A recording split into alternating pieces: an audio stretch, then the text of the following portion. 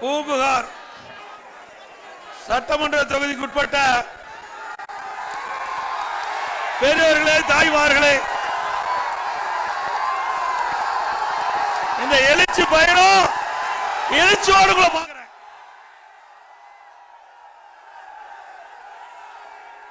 உங்களுடைய ஆரவாரம் எழுச்சி பூம்புகார் சட்டமன்ற தொகுதி வெற்றி பெற்று விட்டது. ஸ்டாலின் அவர்களே, இங்க இருக்கின்ற சத்தம் உங்க செவிய கிழித்துவிடும். நான் பஸ்ஸில் வந்தா சுந்தரம் டிராவல்ஸ் வரும்னாரு.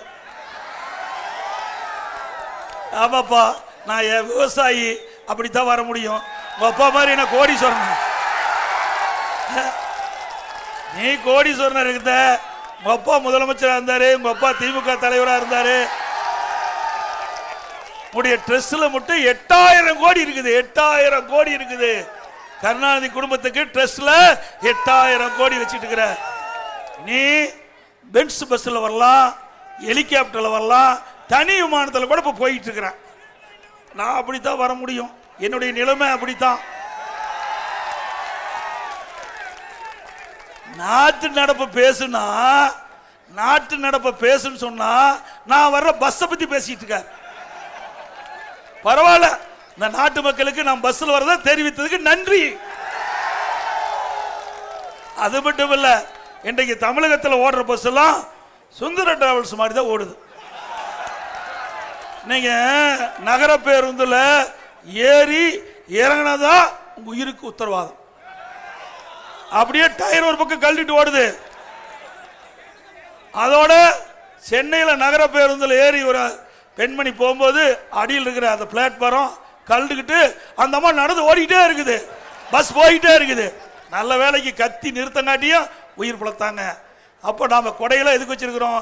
மழை வந்தா வீதியில் உனக்கு பிடிச்சிட்டு போவோம். பஸ்ஸில் ஏறினா மழை வந்தா பஸ்ஸில் ஒழுகுனா கொடை பிடிக்கிற பஸ்ஸை வச்சுக்கிட்டு என்னை பத்தி கிண்டலா பேசுற. சுந்தரா டிராவல்ஸ், சுந்தரா டிராவல்ஸ் பேசிட்டு போய் என்ன வேணாலும் பேசிட்டு போ. நான் அதை பத்தி எல்லாம் கவலை இல்லை. மக்களை பத்தி நான் கவலைப்பட்டு இருக்கிறோம். இந்த மக்களுக்கு என்ன செய்ய வேண்டும், எப்படி செய்ய வேண்டும், அதை செய்தால் எப்படி நன்மை கிடைக்கும் மக்களுக்கு, அதுதான் எங்களுடைய தாரக மந்திரம். ஸ்டாலின் அவர்களே, உங்களை போல போட்டோ ஷூட் போட்டுக்கிட்டு கோட் ஷூட் போட்டுக்கிட்டு கிடையாது. இது மம்முட்டி பிடிச்ச கை ஏரோட்டின. ஸ்டாலின் அவர்களே, நீங்க வந்த பாதை வேற, நான் வந்த பாதை வேற. இங்க இருக்கின்ற நபர்கள் மாதிரி, என் முன் நிற்கின்ற அருமை தோழர்கள் மாதிரி இங்கே இருந்து தலைவருடைய பேச்சை கேட்டு மெல்ல மெல்ல கிளைச்சால் இருந்து ஒன்றிய பொறுப்பு, மாவட்ட பொறுப்பு, மாநில பொறுப்பு, எம்எல்ஏ, எம்பி, இப்படி வந்த பதவிக்கு வந்தேன். அமைச்சர், அப்புறம் தான் முதலமைச்சர். ஆக கடினமாக உழைத்தேன். யாருடைய சிபாரிசும் இல்லாம நான் வந்து உழைப்பால் விசுவாசத்தால் உயர்ந்தேன். உங்க அப்பா மரப்புல வரல. உங்க அப்பா மாதிரி திரு ஸ்டாலின் அவர்களே, உங்க தந்தை மாதிரி அடையாளத்தை வச்சுட்டு நான் வரல. கஷ்டப்பட்டு உழைச்சா அண்ணா திமுக யார் வேணாலும் உயர்ந்த பதவிக்கு வர முடியும். திமுக ஆட்சியில் வர முடியுமா?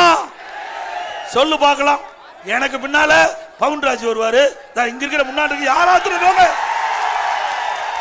அண்ணா திமுக உழைக்கின்றவர்கள், தலைமைக்கு விசுவாசிக்கின்றவர்கள், மக்களுக்கு சேவை செய்து மக்களுடைய நன்மதிப்பை பெற்றவர்கள் யாராக இருந்தாலும் அண்ணா திமுகவுக்கு உயர்ந்த பதவிக்கு வர முடியும். அதுக்கு நானே உதாரணம்.